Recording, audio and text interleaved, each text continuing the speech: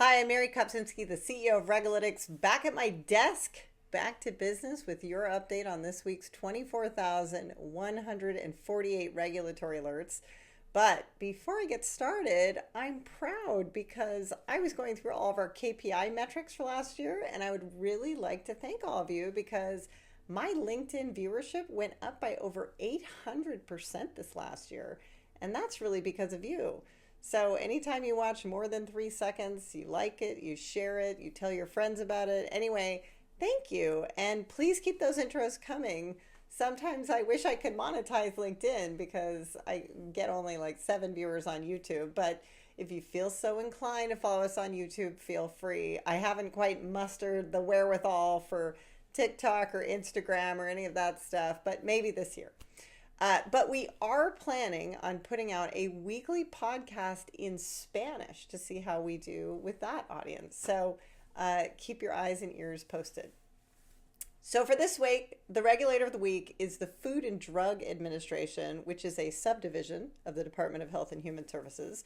And I know it's not my usual, but hey, HHS always has the most fascinating alerts on artificial intelligence. Usually it's some breakthrough study where the machines did a better job than humans at diagnosing something. But this week it was actual guidance. The first, which is a mouthful, is entitled Artificial Intelligence Enabled Device Software Functions, Lifecycle Management and Marketing Submission Recommendations. But basically, it's aimed at providing recommendations for marketing submissions of AI-enabled medical devices. The second is called Considerations for the Use of Artificial Intelligence to Support Regulatory Decision Making for Drug and Biological Products. So this one is about using AI for regulatory purposes related to drug safety, effectiveness, and quality. There are 90 days to comment on either of these, so you have until April 4th, but nothing is really binding yet because it's guidance. But I think the actual comment letters are going to be fascinating. The topic of the week is succession planning. I have no idea what's going on behind these alerts. I've been doing this for about 5 years straight, and I can't say that I've ever seen anything like this. But the president issued a series of executive orders that provided the order of succession for various federal agencies in the event that the leader of the agency has died, resigned, or otherwise become unable to perform the functions and duties of the role. These came out for 12 different agencies, from Department of Homeland Security to the Justice Department, from Treasury to the Office of Management and Budget to the Department of Agriculture. I've never seen anything like it.